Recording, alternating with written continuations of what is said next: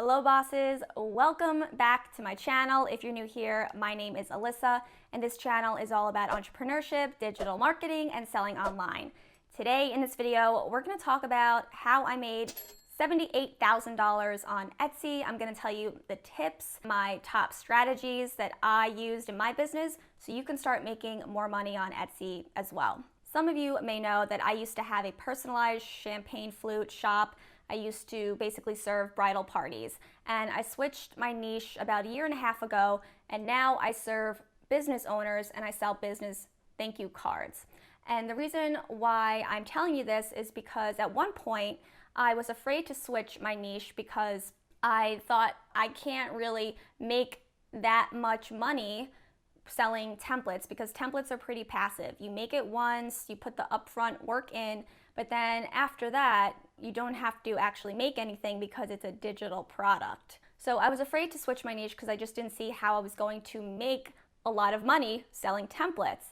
But this year alone, and this year is not even over, I've made over $16,000 selling these templates. And this one product pretty much, it's just a business thank you card template. So that little backstory brings me to my first tip for you, which is make sure that you enjoy what you're selling and you enjoy who you're serving. Because what happens is you're more motivated to make products that your target audience loves, and you're more likely to create good content and grow an email list, a Pinterest account that's catered to your target audience because it's something you genuinely enjoy. So that's my first tip to you. Make sure you actually enjoy what you're selling and enjoy who you're serving. The second thing I did in order to make $78,000 on Etsy was I validated the market. I have a video all about validating the market, and I'll link it down below. In short, what you want to do is you want to make sure that people are already making money selling what you are planning to sell. Some people think they need to reinvent the wheel and create something totally unique. That's not necessarily true. Yes, you should have a unique value proposition, and this can come out over time. So a special spin on whatever you're selling or something that makes it unique in the marketplace, but you don't need to reinvent the wheel, okay? So that's number two, is to make sure you validate the market so you know that you're not wasting your time and that there's actually demand for this product before you put in the work. The third thing I did in order to make $78,000 on Etsy was I focused on one product because the grass is greener where you water it. So instead of trying to stretch myself too thin and create all different products for my target audience, I really just honed in and focused on one, and I tried to make it the best it could be. Now I'm selling business thank you cards, and I had a handful of designs up on my shop. And then based on what I was noticing was working, I would expand on those designs. So for example, I had shoppers telling me that they were looking to add their business logo onto the thank you cards. At that point, that wasn't available with my templates. So when I learned that enough shoppers actually were looking for that, instead of redoing every single listing on my shop, I just focused on the designs that I knew were selling so I wouldn't burn out. And then I also listened to customers. If they had a complaint, I would implement things and just make this product better and better and better over time. And if you're interested in learning how to improve your current listings, you should check out this free training that I'll link down below. It's a 60-minute free training that's going to teach you really the step-by-step on how to grow a successful Etsy business. So in that training, I actually go over things you can do today to figure out how you can improve your products. So definitely check out that free training if you're interested. So I loved what I was selling and who I was serving. I validated the market, and I really focused in on one product and listened to interested shoppers and customers to start improving upon that product. The fourth thing I did was I created a more elaborate product. So something that I can actually charge more money for because I wanted to increase the average price per order. What I did was I created a creative kit and I bundled my templates. One really important thing to note is I didn't create this new product in a vacuum. I actually surveyed my audience. So at that time, I was growing my email list of small business owners, and I sent them a product validation survey to make sure that this is actually something they wanted before I built it out.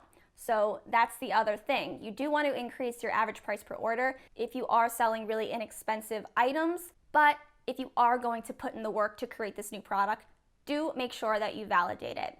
In Marketing for Makers Academy, I have a whole in-depth lesson on how to actually conduct a proper market research survey. You really understand who your target audience is and what they want from you, what they're struggling with as it relates to your product and your industry. So this really helps you create a product that is for sure going to sell. The fifth thing I did was I played nice with the Etsy algorithm. And that algorithm takes two things into consideration. Number one, you need to be optimized from an Etsy standpoint. So your policies need to be filled out, your About Me section, your SEO needs to be on point, etc. And then number two, you need to be optimized from a consumer standpoint. So Etsy gives each listing a rating. Let's say you are all perfect in Etsy's eyes, but you're not optimized for consumers. So people click on your listing and they don't want it, they don't buy it, or they don't click on it at all because your main photo isn't attracting them to your listing, then eventually Etsy will stop ranking you high in the search algorithm no matter how great your SEO is. And again, if you want more in-depth information about that, definitely check out that free training. It's going to help you understand what you need to do in order to rank higher in the search algorithm on Etsy. But basically, you need to be optimized for both. So as far as consumer psychology goes, number one, you want to make sure you're representing your product's value to your potential buyer. Number two, you want to be clear, concise, because the human brain, from an evolutionary standpoint, is always trying to conserve energy. So the more clear you are, the more concise, breaking out your listing description in chunks with headers, anything like that is really going to help the shopper make an easier and quicker decision.